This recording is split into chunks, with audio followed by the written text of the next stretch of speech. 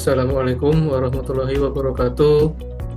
Perkenalkan, saya Dr. Dito Anurogo, MSc PhD, Dokter Riset Alumnus PhD dari International PhD Program in Cell Therapy and Regenerative Medicine, IPC-TRM, Taipei Medical University, TMU, Taipei, Taiwan. Pada kesempatan yang berbahagia kali ini, mari kita berdiskusi bersama tentang keajaiban eksosom. Eksosom pertama kali ditemukan pada awal tahun 1980-an ketika peneliti melihat adanya kantong nano yang dilepaskan oleh sel darah merah muda saat matang.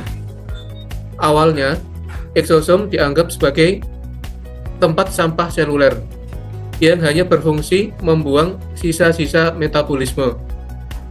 Namun, riset selanjutnya justru mengungkapkan bahwa eksosom adalah paket komunikasi biologis yang membawa pesan penting antar sel. Kini, eksosom dipahami sebagai vesikel kecil berdiameter 30-150 nanometer yang berperan vital dalam kesehatan maupun tata laksana penyakit.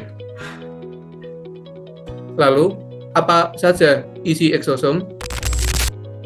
Eksosom bisa diibaratkan seperti kotak hadiah nano yang dikemas rapih oleh sel. Isinya bisa berupa ribuan protein, lemak, asam nukleat, termasuk DNA dan RNA, serta metabolit. Ada juga faktor pertumbuhan yang bisa mempengaruhi sel penerima. Protein-protein tertentu bertindak seperti alamat rumah agar eksosom bisa dikenali dan masuk ke dalam sel target dengan tepat. Bagaimana proses pembuatannya? Eksosom lahir melalui mekanisme alamiah di dalam sel. Mula-mula, membran sel melipat ke dalam membentuk endosom. Endosom ini kemudian berubah menjadi multivesicular bodies atau MVP yang penuh dengan kantong kecil. Saat MVBs menyatu dengan membran sel, eksosom pun dilepaskan keluar. Kemudian eksosom ini ibarat surat kilat nano, dikemas, disegel, lalu dikirimkan ke alamat tertentu.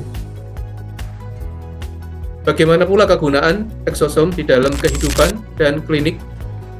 Eksosom ada di berbagai cairan tubuh, di darah, di air liur, urin, bahkan air susu. Karena mudah diperoleh, eksosom sekarang menjadi bahan berharga untuk diagnosis non-invasif. Eksosom membawa jejak kondisi sel asalnya, sehingga bisa dipakai sebagai cermin mini kesehatan tubuh. Di dalam kehidupan sehari-hari, eksosom juga ditemukan pada makanan. Partikel nano dari jahe, anggur, atau wortel misalnya, berperan di dalam menjaga keseimbangan usus dan menekan peradangan. Artinya, tubuh kita boleh jadi sudah terbiasa berinteraksi dengan eksosom alami sejak lama. Terapi eksosom.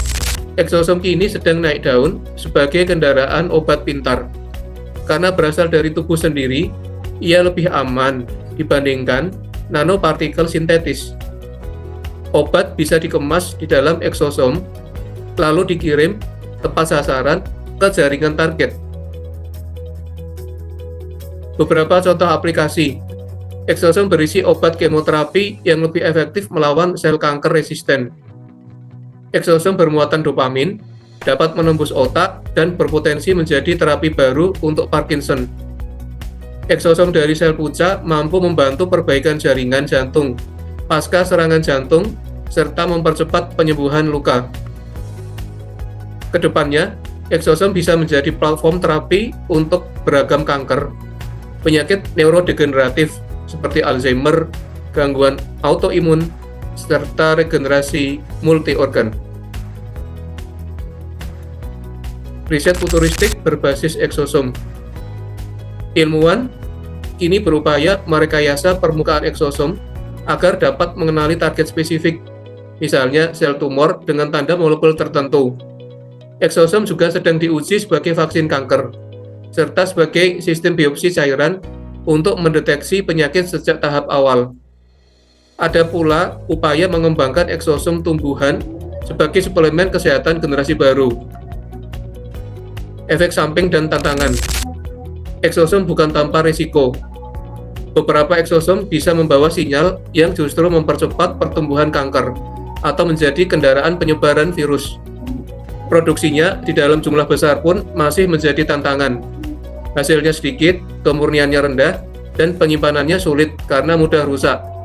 Selain itu, standarisasi metode isolasi dan kualitas eksosom masih dalam tahap pengembangan. Demikian yang bisa saya sampaikan. Kurang lebihnya mohon maaf. Wabillahi taufiq wal hidayah wa afu bikum fastabiqul khairat. Wassalamualaikum warahmatullahi wabarakatuh. Salam sehat dan sukses selalu. Dari saya, Dr. Riset, Dr. Dito Anurogo, MSc, PhD.